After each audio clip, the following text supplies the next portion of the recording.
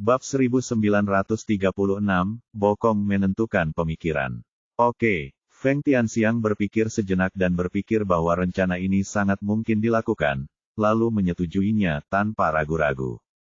Saat ini, selama dia bisa membunuh Ye Bufan, dia bisa melakukan apa saja. Tetapi Anda harus menunggu kabar saya tentang masalah ini. Saya harus mendiskusikannya dengan paman saya. Dirong mengangguk, saya yakin Anda akan berhasil. Sekarang adalah kesempatan terbaik untuk membunuh anak itu. Giok komunikasi dan membuat tanda spiritual satu sama lain. Dirong berbalik dan pergi.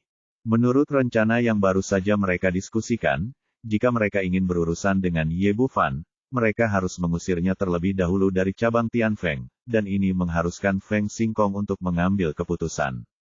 Mengenai pamannya, Feng Tianxiang tidak menyembunyikan apapun. Dia langsung menceritakan keseluruhan rencananya dan akhirnya berkata, "Paman, menurutku rencana ini layak."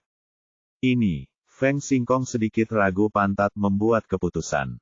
Posisi berpikir dan posisi Feng Tianxiang berbeda, dan cara berpikir tentang masalah secara alami berbeda.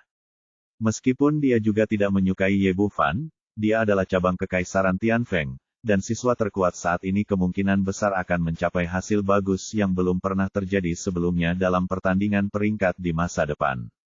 Sekali dikeluarkan, akan terjadi kerugian besar bagi seluruh perguruan tinggi.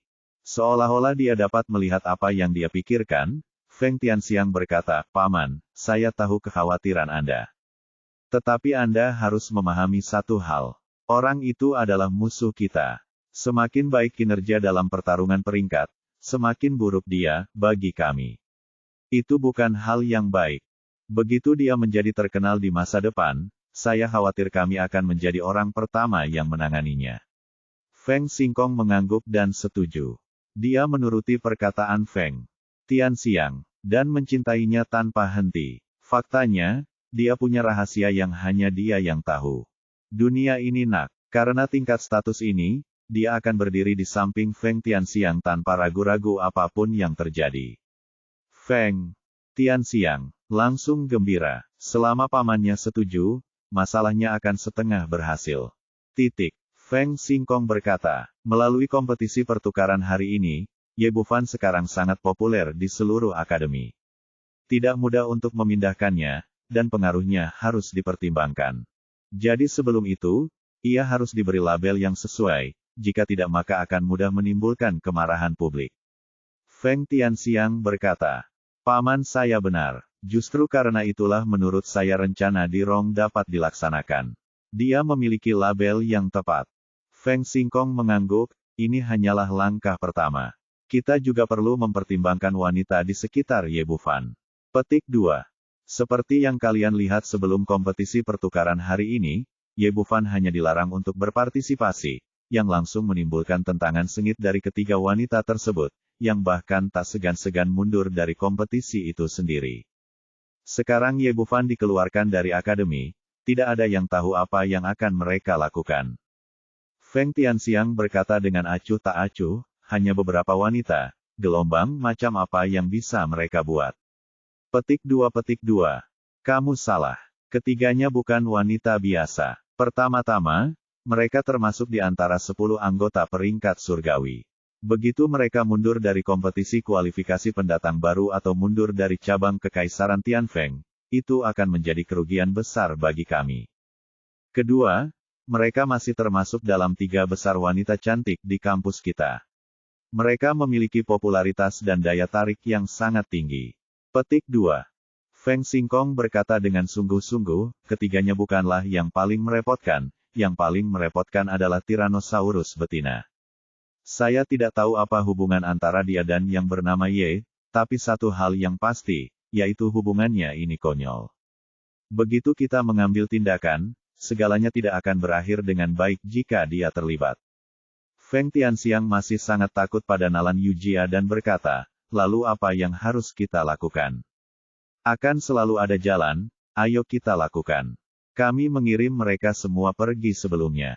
Pandangan dingin muncul di mata Feng Xingkong, tidak butuh waktu lama. Selama mereka tidak berada di akademi, kita bisa melakukannya dengan Mudah menemukan bahwa anak laki-laki bernama Ye sudah menjadi mayat, tidak peduli betapa tidak puasnya dia, itu tidak akan menimbulkan masalah apapun. Feng Tianxiang mengacungkan jempol, paman masih bijaksana. Feng Xingkong tersenyum bangga, pergilah ke sana. Meng Qinghe sekarang, beritahu saya. Dia secara acak mengatur beberapa tugas dan mengirim mereka bertiga keluar. Feng Tianxiang bertanya, bagaimana dengan Tyrannosaurus betina? Feng Xingkong berkata, biarkan saya menangani ini sendiri. Petik 2 tanda seru petik 2. Feng Tianxiang berbalik dan pergi, dan Feng Xingkong juga meninggalkan ruangan. Tidak lama kemudian, Lu Sueman dan yang lainnya menerima tugas dari akademi. Tugas tersebut tidak sulit, tetapi sangat mendesak dan mengharuskan mereka meninggalkan akademi. Mereka bertiga tidak terlalu memikirkannya, akademi telah memberikan tugas dari waktu ke waktu. Yang terpenting tidak ada komunikasi di antara mereka, dan mereka mengira hanya mereka yang diutus. Reaksi pertama dari ketiga orang tersebut setelah menerima misi adalah mengucapkan selamat tinggal kepada Ye Bufan, tetapi mengetahui bahwa dia tidak berada di akademi, mereka hanya dapat meninggalkan pesan menggunakan giok pembawa pesan, dan kemudian meninggalkan akademi. Sebagai penanggung jawab perpustakaan, Nalan Yujia memiliki ruangan tersendiri. Dia sedang berlatih di kamarnya ketika tiba-tiba pintu terbuka dan Feng Xingkong masuk dengan gembira dari luar. Din, kamu baik-baik saja. Nalan Yujia masih duduk di sana, dan tidak ada perubahan khusus pada sikapnya karena dia adalah dekan. Feng Xingkong tidak peduli, dan masih memiliki senyuman tipis di wajahnya, tidak ada yang besar, datang saja dan lihatlah. Dia menemukan kursi untuk duduk, dan kemudian berkata, Guru Nalan, sungguh menyenangkan di sini. Saya merasa kasihan kepada Anda. Apakah menurut Anda baik? Baik saja. Apakah Anda ingin saya menemukan cara untuk mengubah posisi Anda? Untuk kekuatan, perpustakaan adalah tempat yang tenang, yang lebih nyaman untuk pengembangan diri. Petik 2. Jika itu masalahnya, aku tidak akan memaksamu. Kapanpun ada sesuatu yang tidak berjalan sesuai keinginanmu, katakan saja padaku dan aku akan membantumu menemukan tempat yang kamu suka.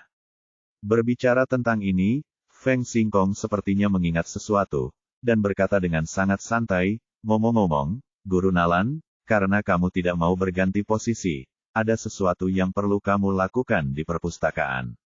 Petik 2. Nalan Yu melihatnya dan berkata, katakan padaku, ada apa? Petik 2. Seperti ini, markas besar kerajaan Daxing memberikan beberapa buku kepada kampus kita. Itu adalah buku klasik yang sangat berharga. Kamu harus pergi dan mengambilnya sendiri. Petik 2. Awalnya, mengirim seseorang ke sana dengan santai saja sudah cukup, tapi karya klasik ini terlalu berharga, dan kami takut akan terjadi kecelakaan, jadi akademi hanya bisa yakin jika ahli seperti Anda pergi ke sana secara langsung. Kata-kata Feng Xingkong begitu jelas dan mengalir. Semuanya begitu alami sehingga sulit menimbulkan kecurigaan orang. Selain itu, Nalan Yujia pada awalnya adalah seorang wanita berpenampilan kasar dan tidak akan banyak berpikir sama sekali. Dia langsung bertanya, oke, kapan kamu berangkat? Petik 2. Bab 1937 seseorang tidak mengizinkannya. Di sebuah bangunan kecil di sisi barat cabang Kekaisaran Tianfeng, ini adalah ruang tamu akademi. Orang-orang dari cabang Qingyu tinggal di sini hari ini. Saat malam tiba, Chen Yuyu keluar kamar, diam-diam memeriksa bahwa tidak ada seorang pun di koridor, lalu mengetuk pintu di sebelahnya. Feng Danian membuka pintu dan melihatnya dan berkata, adik perempuan, kamu baik-baik saja. Chen Yuyu berkata sambil tersenyum, kakak kedua, aku akan keluar sebentar. Jika ada yang datang mencarimu, beritahu saja saya bahwa saya pergi keluar untuk bersantai dan saya akan segera kembali. Feng Danian tertegun sejenak dan kemudian menyadari, apakah kamu akan menemui saudara Ye? Ya, saya akhirnya bertemu dengan kakak laki-laki saya dan belum berbicara kepadanya. Feng Danian mengerutkan kening. Berkata, begitu banyak hal yang terjadi hari ini. Jika Anda menemuinya saat ini, saya khawatir dekan dan kakak laki-laki tidak akan senang jika mereka mengetahuinya. Tidak peduli dengan mereka. Chen Yuyu mengerutkan bibirnya dan berkata, Apa yang terjadi hari ini adalah apa yang terjadi. Saya tidak menyalahkan kakak, merekalah yang memprovokasi saya terlebih dahulu selama pertandingan pertukaran. Tidak ada yang mengetahuinya sekarang. Feng Danian ragu-ragu, baiklah. Kakak senior dan dekan, saya akan membantu Anda, tetapi Anda harus segera kembali, jangan menunda terlalu lama. Terima kasih, kakak kedua. Inilah yang ditunggu-tunggu oleh Chen Yuyu, dan dia lari dengan gembira setelah mengatakan ini. Keluar. Dia segera meninggalkan gedung kecil tempat dia tinggal dan datang ke kampus. Dia menemukan seseorang secara acak dan menemukan lokasi halaman dalam. Hari sudah malam, hiruk-pikuk hari telah berlalu, dan kampus tampak sangat sepi. Chen Yuyu mengikuti instruksi pria itu dan datang ke pulau tempat halaman dalam berada. Namun sebelum dia bisa sampai di jembatan, tiba-tiba sesosok muncul di belakangnya seperti hantu. Dia merasakan ada yang tidak beres dan hendak berbalik, tetapi seluruh tubuhnya terasa mati rasa, dan kemudian dia kehilangan kesadaran sepenuhnya. Sosok hitam itu mengenakan pakaian malam dan kerudung di wajahnya. Setelah dia berhasil, dia menggendong Chen Yuyu di bahunya dan dengan cepat pergi ke pulau itu. Dia sepertinya sudah tahu bahwa tidak ada seorang pun di ruangan itu, jadi dia langsung membuka pintu dan meletakkan Chen Yuyu di tempat tidur besar. Kemudian dia mengulurkan tangan dan melambai, dan energi kekerasan langsung menghancurkan mantelnya, memperlihatkan pakaian dalam berwarna merah muda di bawahnya. Melihat sosok Chen Yuyu yang cembung dan cekung serta kulit seputih salju, He Ying menelan ludahnya tanpa sadar. Anak muda bernama Ye, aku benar-benar memanfaatkanmu. Lalu dia menutup pintu, duduk di kamar dan menunggu dengan tenang. Setelah beberapa saat, giok komunikasi di tangannya bergerak dan menerima pesan. Akhirnya sampai di sini. Bayangan itu berdiri, mengeluarkan botol putih kecil, dan mengarahkannya ke Chen Yuyu di tempat tidur, dan kabut merah muda tiba-tiba menyelimutinya. Ye Bufan, tunggu sebentar dan lihat bagaimana kamu mati. Setelah semua ini, bayangan hitam itu berbalik dan menghilang dari pintu. Chen Yuyu terbaring di tempat tidur sendirian berwarna merah jambu yang aneh, dan mulutnya dipenuhi air mata. Dia terus-menerus mengucapkan gumaman yang menggetarkan jiwa. Di hutan kecil di luar halaman dalam, sesosok tubuh hitam datang ke sini dan melepas tudung di kepalanya. Di hutan, Feng Tianxiang sudah menunggu di sini. Ketika dia melihatnya masuk, dia bertanya, bagaimana kabarnya? Jangan khawatir, semuanya aman. Setelah Dirong selesai berbicara, di mana apakah itu anak?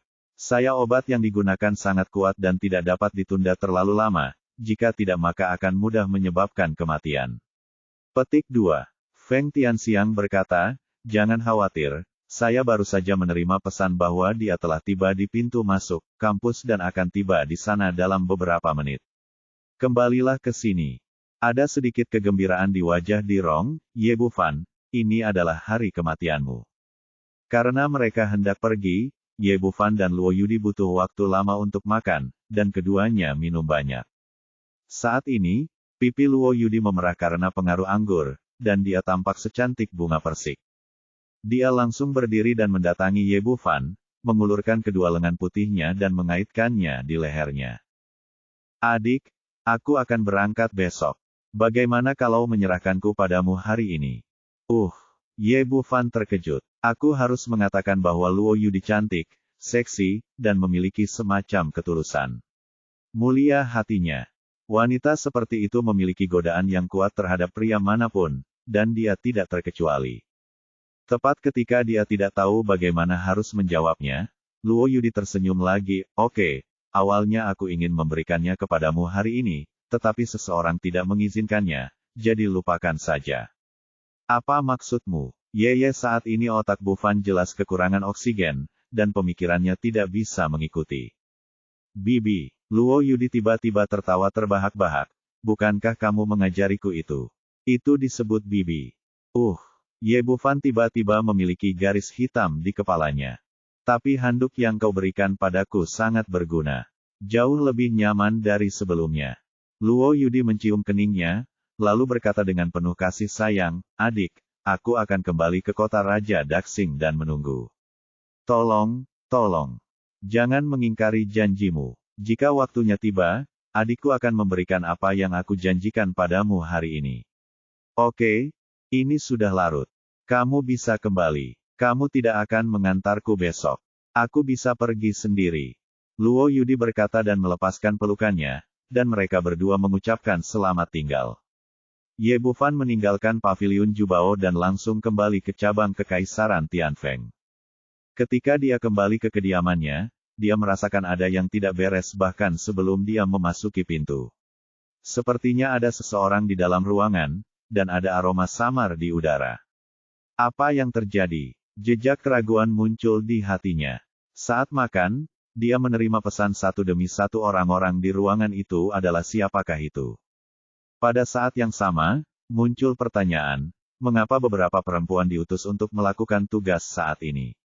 Dia tidak memikirkannya dengan hati-hati sebelumnya, tapi sekarang dia mencium adanya konspirasi. Tidak peduli apa, dia tetap harus masuk.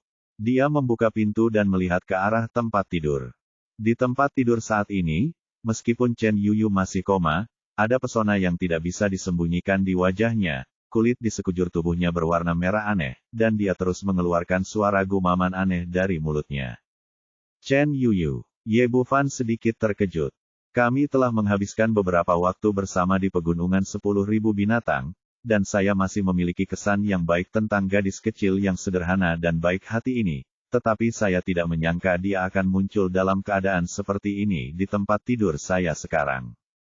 Jelas sekali bahwa seseorang telah melakukan ini dengan sengaja, tetapi dia tidak terlalu mempedulikannya sekarang, karena Chen Yuyu sekarang berada dalam kondisi yang sangat berbahaya. Titik akupuntur di tubuhnya disegel, dan pada saat yang sama, dia terkena racun yang sangat kuat. Dalam hal ini, jika racunnya tidak didetoksifikasi tepat waktu, dia mungkin akan mati dengan kejam. Meskipun dia tahu bahwa ini adalah konspirasi melawannya, dia tidak peduli. Dia tidak bisa begitu saja melihat gadis kecil ini mati di depannya. Ye Bufan bergegas ke samping tempat tidur, pertama-tama memasukkan pil penawar ke dalam mulutnya, membalikkan pergelangan tangannya dan kantong jarum muncul di telapak tangannya, lalu memasukkan jarum perak ke titik akupuntur Chen Yuyu satu demi satu.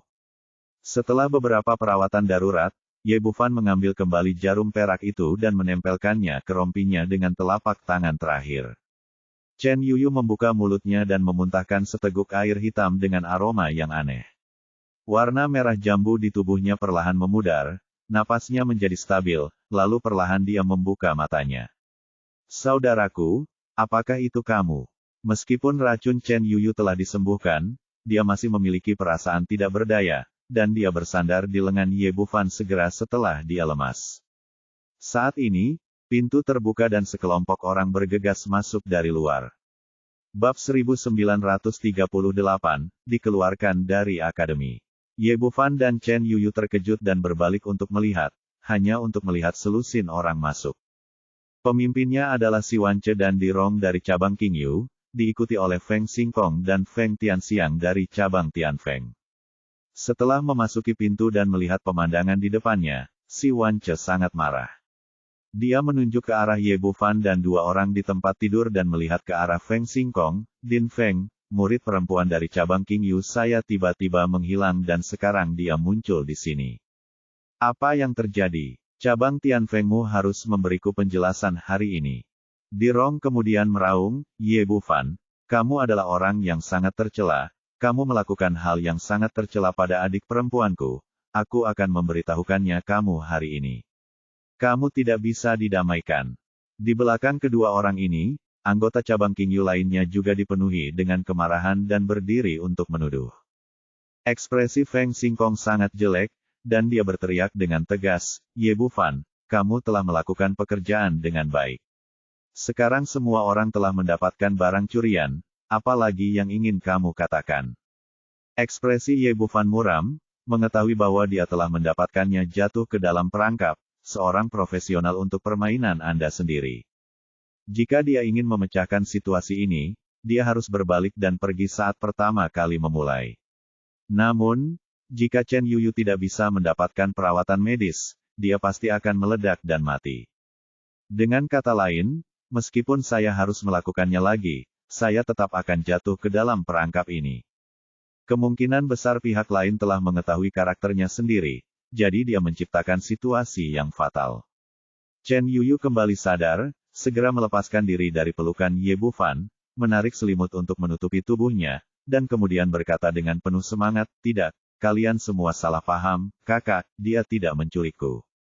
Telah jatuh ke dalam jebakan, Ye Bufan masih ingin menjelaskan dan berkata, "Ya, saya belum merampok siapapun." Ye Bufan, orang yang tidak tahu malu. Sekarang semua orang telah mendapatkan barang curian, kamu masih ingin tolak. Berdiri dengan tenang, karena kamu tidak mengakuinya, ayo kita hadapi dia. Dia menoleh untuk melihat Feng Danian di belakangnya, adik kedua, katakan padaku, bagaimana adik perempuannya menghilang. Petik 2. Feng Danian tampak malu dan berkata setelah ragu-ragu, adik perempuan memberitahuku bahwa dia ingin jalan-jalan keluar. Aku tidak tahu apa yang terjadi selanjutnya. Sejujurnya, dia juga sedikit terkejut. Sebagai rekan kerja, dia masih sangat percaya pada karakter Ye Bufan, dan dia tidak tahu apa yang terjadi di depannya. Dirong berkata lagi, adik perempuan, beritahu semua orang bagaimana kamu menghilang. Chen Yuyu juga menyadari keseriusan masalah ini dan tidak menyembunyikan apapun. Awalnya saya ingin berbicara dengan kakak laki-laki tertua saya, tetapi saya tidak menyangka bahwa saya tiba-tiba diserang saat saya berjalan keluar halaman dalam. Saat saya bangun, saya sudah ada di sini. Dirong tersenyum dingin, semuanya. Kudengar masalahnya sudah sangat jelas. Kami bertiga, kakak dan adik, pernah menjalin hubungan dengan Ye Bufan. Adik perempuan junior adalah teman lama dan ingin bernostalgia dengannya. Tapi dia tidak menyangka pria ini tiba-tiba menjadi tertarik. Dia menyerang adik perempuannya dan kemudian membawanya ke sini untuk melakukan sesuatu yang jahat. Tidak, jelas bukan itu. Kakak bukanlah orang seperti itu. Tidak tahu apa yang terjadi, dia segera berdiri. Adik perempuan kecil, kamu masih terlalu naif, terlalu muda, dan terlalu mudah untuk ditipu. Masalahnya sudah dijelaskan di sini. Jelas sekali bahwa orang bernama Ye ini yang melakukannya. Dirong mengangkat jarinya dan menunjuk ke arah Ye Bufan, sekarang buktinya meyakinkan. Apa lagi yang bisa Anda katakan? Feng Tianxiang kemudian berkata, ya, apakah Anda akan menyangkalnya saat ini? Anda tidak akan memberitahu semua orang bahwa seseorang mengirim Nona Chen Yuyu ke tempat tidur Anda, bukan? Otak Fei Fan berputar cepat, hanya untuk menemukan bahwa ini adalah jalan buntu tanpa solusi. Ya, Chen Yuyu dikirim ke tempat tidurnya oleh orang lain dengan tujuan menjebaknya. Tetapi dalam kasus ini, siapa yang akan mempercayainya jika dia mengatakannya? Dengan kata lain, beberapa orang di depan saya mungkin adalah orang-orang yang bertanggung jawab atas tata letaknya, jadi apa gunanya berbicara dengan mereka? Tiba-tiba ada sesuatu yang tergerak di hatinya, dan dia teringat kepergian keempat wanita Nalan Yujia dan Lu Sueman. Jika dilihat sendiri, ini mungkin kebetulan, tetapi jika digabungkan dengan situasi yang ada, hanya ada satu jawaban, yaitu paman dan keponakan keluarga Feng juga terlibat. Tujuannya adalah untuk mengalihkan perhatian mereka sehingga dia bisa mengurus dirinya sendiri tanpa beban apapun. Jawaban ini telah dikonfirmasi, tetapi Ye Bufan masih memiliki keraguan di hatinya. Bagaimanapun, dia sekarang berada di peringkat pertama dalam daftar peringkat. Jika dia ikut serta dalam pertandingan kualifikasi, dia pasti akan mendapat peringkat yang jauh lebih tinggi daripada yang lain. Saya bertanya-tanya mengapa Feng Xingkong akan melakukan sesuatu padanya dalam situasi ini. Melihat dia tidak berbicara, Feng Tianxiang menjadi lebih bangga. Nak, tidak ada yang ingin kamu katakan, kan? Orang sepertimu tidak layak tinggal di Akademi Angin Biru kami. Feng Xingkong menoleh untuk melihat Si Wance dan Dirong. Dinsi, maafkan aku minta maaf, kami sangat menyesal atas apa yang terjadi di kampus kami, dan kami juga meminta maaf kepada Anda. Kata-katanya sepertinya ditujukan kepada orang-orang di Universitas Qingyu, namun nyatanya kata-kata itu membenarkan kejahatan Ye Bufan yang merampok Chen Yuyu. Si Wance berkata dengan munafik, dari mana asal Dekan Feng? Ini tidak ada hubungannya dengan kampusmu. Itu semua adalah perbuatan pribadi orang ini. Terima kasih kepada Dekan Xi atas kemurahan hatimu, tapi bagaimanapun juga, cabang Tianfeng kami juga apakah aku ingin memberimu penjelasan. Keduanya berbicara satu sama lain dengan sangat harmonis, dan tidak ada lagi konfrontasi saling balas sebelum kompetisi pertukaran. Feng Xingkong berbalik, menuangkan energi sejatinya ke dalam dantiannya, dan berteriak dengan suara yang dalam, Ye Bufan, seorang mahasiswi di perguruan tinggi kami, berperilaku tidak pantas dan merampok siswi di Universitas Qingyu dalam upaya untuk melakukan kesalahan. Meskipun dia adalah berhenti tepat waktu, dia juga menghina nama keluarga kami. Sebagai wakil presiden perguruan tinggi, Feng Xingkong mengumumkan bahwa Ye Bufan akan segera dikeluarkan dari Blue Wind College bersama kami. Sebagai orang kuat dalam tahap integrasi, kata-katanya tidak sama. Kedengarannya tidak keras, tetapi menyebar ke setiap sudut cabang Tianfeng, dan setiap siswa dapat mendengarnya dengan jelas. Tiba-tiba seluruh kampus berada dalam kegembiraan. Tidak ada yang menyangka bahwa pria yang menduduki peringkat nomor 1 di peringkat surgawi belum lama ini tiba-tiba akan dikeluarkan dari kampus. Terlebih lagi, ada begitu banyak wanita di sekitarnya, dan 3 wanita cantik teratas sangat menyukainya. Mengapa mereka merampok siswi lain? Tapi betapapun bingungnya semua orang, satu hal yang pasti, Ye Bufan telah dikeluarkan dari akademi. Pada saat ini, wajah Ye Bufan sangat suram, dan otaknya berputar dengan cepat. Bagaimana mungkin dia tidak melihat bahwa tujuan pihak lain melalui pertempuran besar bukan hanya untuk mengusirnya dari akademi. 2 orang di depannya, Feng Xingkong dan Xi Wanche, keduanya adalah orang kuat di tahap tengah integrasi. Untuk menyelamatkan nyawanya, dia masih memiliki 2 kartu truf. Yang pertama mencoba menggunakan api aneh untuk menyerang. Namun meskipun benda ini sangat ampuh, namun belum pernah digunakan sebelumnya, dan masih belum diketahui seberapa efektifnya bagi orang-orang kuat dalam tahap integrasi. Dan sekali digunakan, kemungkinan besar akan menimbulkan ketamakan orang lain, yang akan menimbulkan lebih banyak masalah. Kartu truf lainnya adalah Istana Raja Naga, tetapi tidak nyaman digunakan dalam situasi ini. Jika orang lain mengetahui bahwa dia memiliki senjata ajaib luar angkasa, dia mungkin menarik orang yang lebih kuat untuk mengejarnya periode integrasi. Setelah memikirkannya, hatinya tenggelam sepenuhnya. Dia tidak punya cara untuk menyelesaikan situasi saat ini. Dengan kata lain, kita sekarang berada dalam situasi yang menyedihkan. Bab 1939 Bantuan Chen Yuyu. Dan saat Ye Bufan putus asa, sebuah tangan kecil yang lembut tiba-tiba menggenggam telapak tangannya dan memasukkan benda bulat kecil ke telapak tangannya. Kemudian suara Chen Yuyu terdengar di telinganya, "Saudaraku, ini perisai Vajra milikku. Dalam 1/4 jam, perisai ini dapat menahan serangan orang kuat dalam tahap integrasi. Ambil dan lari." Setelah melihat sekilas, dia melihat bahwa Chen Yuyu tidak melihat ke samping, tetapi hanya sedikit menggerakkan sudut mulutnya. Terlihat bahwa gadis kecil itu baru saja menggunakan metode transmisi suara rahasia khusus, dan hanya dia yang dapat mendengarnya. Pada saat ini, dia tidak bisa menahan perasaan hangat di hatinya. Dia tidak menyangka Chen Yuyu akan membantunya seperti ini di saat kritis. Adapun kekuatan perisai Vajra, dia telah melihatnya sebelumnya. Itu telah digunakan di pegunungan 10.000 binatang untuk memblokir 4 monster-monster tingkat 6 yang ganas, macan tutul pembelah langit. Dengan hal tersebut, meski tidak ada jaminan bisa lepas dari kejaran orang-orang kuat di tahap integrasi, setidaknya ada secercah harapan. Ye Bufan juga tahu bahwa saat ini, dia tidak dapat menunjukkan ekspresi aneh apapun. Dia diam-diam memegang perisai berlian di telapak tangannya, ekspresinya tidak berubah sama sekali. Dan tepat setelah Feng Xingkong mengumumkan bahwa Ye Bufan akan dikeluarkan dari kampus, Xi Wanche segera berdiri dengan niat membunuh. "Ye Bufan, kamu benar-benar menghina siswi di cabang Qingyuku. Sebagai dekan, hari ini aku akan melakukan keadilan demi surga dan membunuhmu, orang bejat." Dirong kemudian berteriak dengan gigi terkatup, "Ya, seperti kamu orang-orang harus mati." Meskipun paman dan keponakan keluarga Feng tidak berbicara, mereka memiliki cibiran di wajah mereka dan kebanggaan di mata mereka. Dalam pandangan mereka, jika Xi Wanche, orang kuat dalam tahap integrasi, mengambil tindakan, hasil Ye Bufan sudah hancur dan dia pasti akan mati.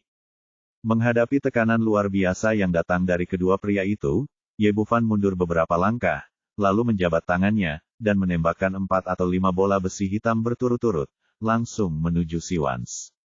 Trik kecil. Wajah Siwance penuh dengan penghinaan, dan dia hanya melambaikan lengan bajunya dengan lembut, dan kekuatan tak terlihat memblokir 4 atau 5 bola besi. Tidak ada yang menganggap serius bola besi ini, mengira itu hanyalah senjata tersembunyi Ye Bufan. Tapi kemudian hanya ada poni, dan semua bola besi meledak berkeping-keping, lalu asap tebal memenuhi seluruh ruangan. Ye Bufan tentu saja tidak menyangka beberapa bola besi akan melukai orang kuat dalam tahap integrasi. Meskipun hal-hal ini tidak dapat sepenuhnya mengisolasi kesadaran spiritual kultivator, memilikinya lebih baik daripada tidak sama sekali. Ketika dia mengambil tindakan, dia sudah mundur dengan cepat. Ruangan di akademi tidak terlalu besar, dan ada tembok kokoh tidak jauh di belakangnya. Tanpa ada niat untuk berhenti, dia memukulnya seperti bola meriam manusia. Ada ledakan keras lainnya, dan Ye Bufan menggunakan tubuhnya yang kuat untuk langsung membuat lubang besar di dinding dan melewatinya. Kemudian, tanpa jeda apapun, dia langsung menyentuh tanah dengan kakinya, dan seluruh tubuhnya bergegas menuju luar akademi seperti bintang jatuh. Nak, kamu masih ingin melarikan diri. Xuanze dan yang lainnya jelas tidak menyangka dia akan melarikan diri dengan cara ini, dan mereka segera mengejarnya setelah terkejut sebentar. Meskipun Ye Bufan sudah berada 100 meter jauhnya saat ini, dia tidak memasukkannya ke dalam hati. Meski lawannya cepat, dia hanya seorang biksu di tahap Nas Chen Sol, jadi bagaimana dia bisa lepas dari telapak tangan orang kuat di tahap fusion? Xuanze melompat ke udara dan mengejarnya dengan kecepatan sangat cepat. Di belakangnya ada Dirong, namun karena budidayanya, kecepatannya relatif lebih lambat. Paman dan keponakan dari keluarga Feng berdiri di sana tanpa bergerak. Menurut pendapat mereka, jika si Wance mengambil tindakan, Ye Bufan sudah mati, dan mereka tidak perlu mengejarnya. Apalagi keduanya juga punya ide masing-masing. Meski para wanita Nalan juga ditipu dalam waktu singkat, mereka akan segera kembali, dan mereka tetap akan merepotkan. Dalam hal ini, hasil terbaik adalah pihak lain mati di tangan Xuanze, dan semakin sedikit keterlibatan Anda, semakin baik. Ye Bufan sama sekali tidak mempedulikan hal ini. Saat ini, dia hanya memiliki satu pikiran di benaknya, yaitu melarikan diri, semakin cepat semakin baik. Keterampilan pemurnian tubuhnya sebanding dengan yang ada di puncak alam pemurnian kekosongan. Meskipun dia tidak bisa terbang di udara, kecepatannya sangat cepat, dia melintasi danau kecil di luar halaman dalam dan berlari kencang menuju halaman luar. Tapi si Xuanze lebih cepat dan mengejarnya. Keduanya melaju satu demi satu, mencapai kecepatan tertinggi. Hingga saat ini, para siswa di Blue Wind Academy belum mengetahui apa yang terjadi, dan tercengang saat melihat dua orang yang melaju kencang.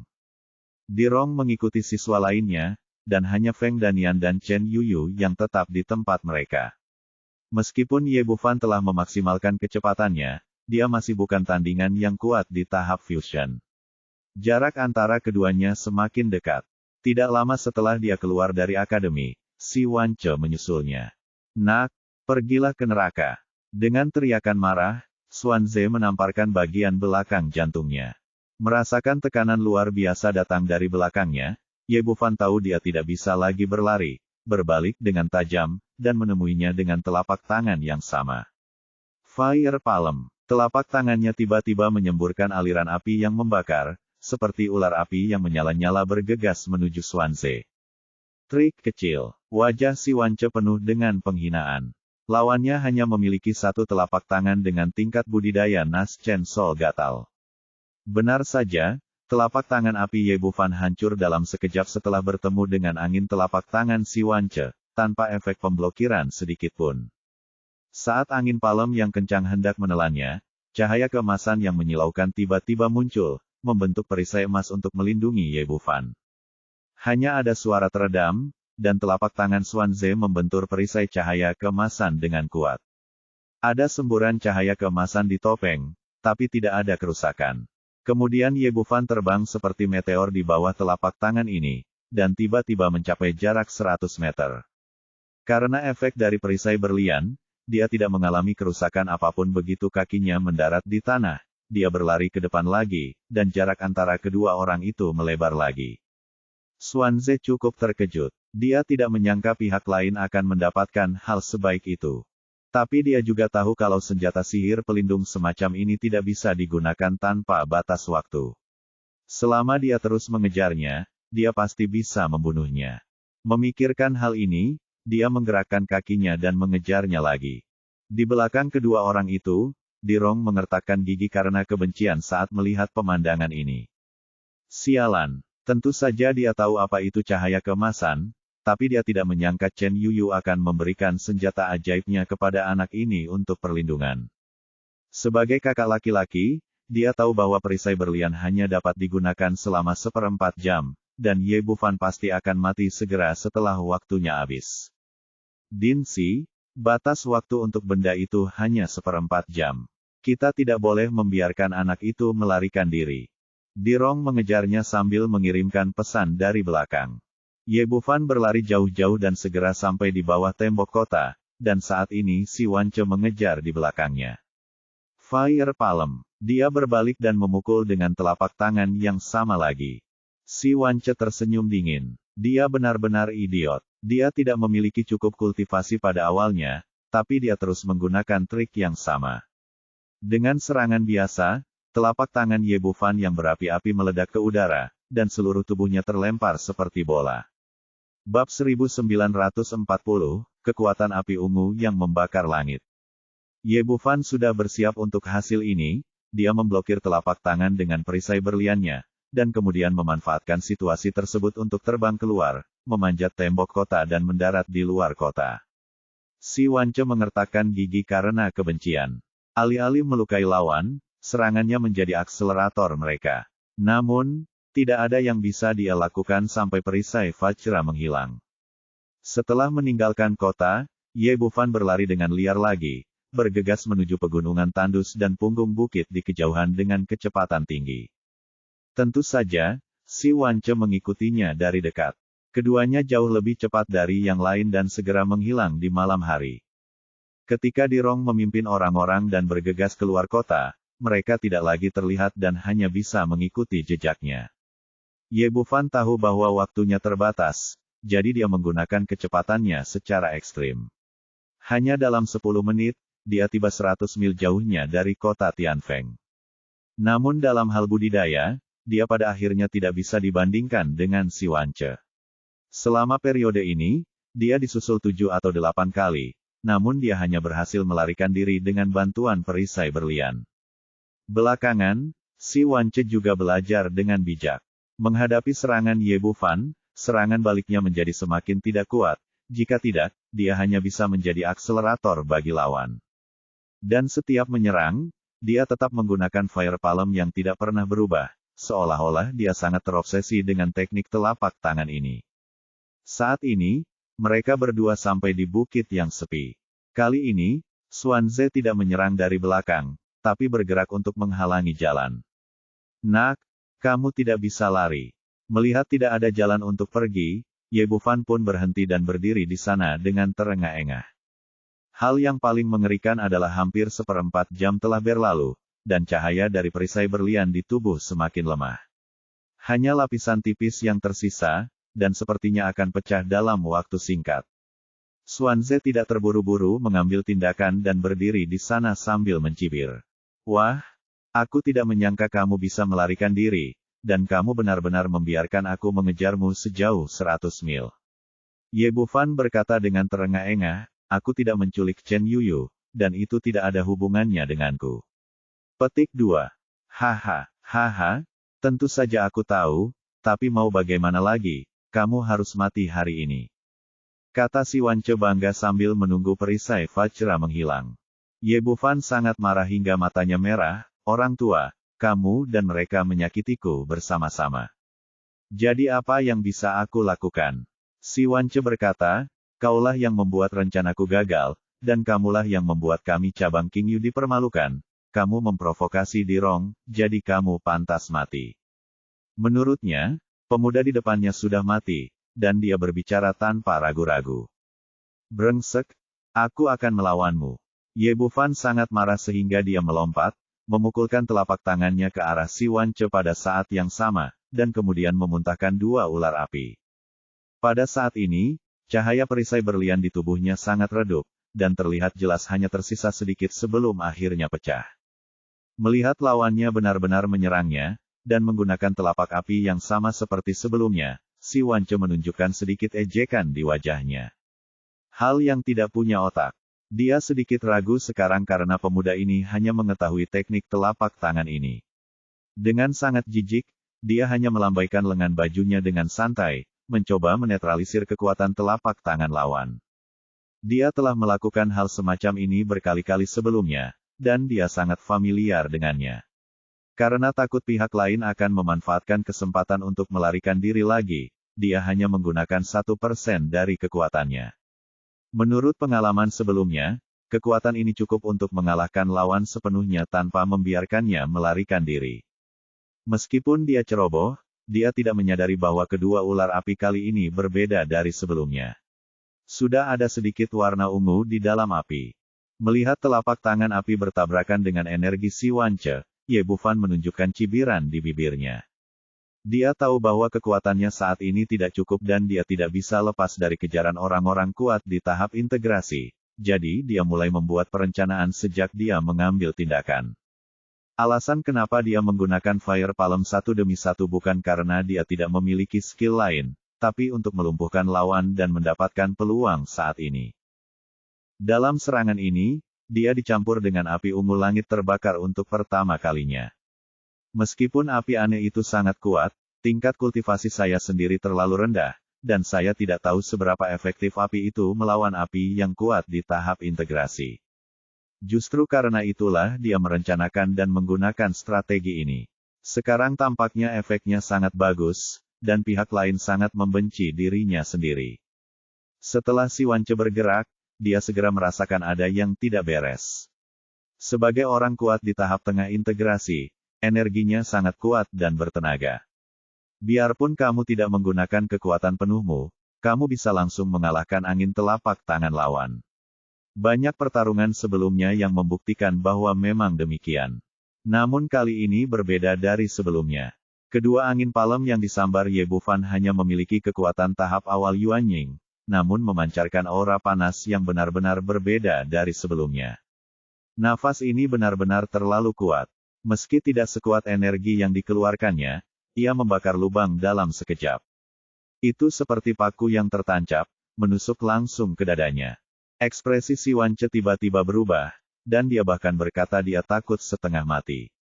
Bagaimana esensi sejati dari orang kuat dalam tahap gabungan dapat disempurnakan? Selama bertahun-tahun hidupnya, dia belum pernah melihat kekuatan telapak api yang begitu menakutkan. Menyadari ancaman yang ditimbulkan oleh api langit yang membara, dia ingin melarikan diri, tapi sayangnya sudah terlambat. Jika dia menggunakan seluruh kekuatannya sejak awal dan bersiap menghadapi serangan, bahkan jika dia tidak dapat menahan api yang membara, dia masih bisa menyelamatkan nyawanya. Tapi sekarang, karena sebelumnya meremehkan musuh, sudah terlambat, dan sudah terlambat untuk melarikan diri.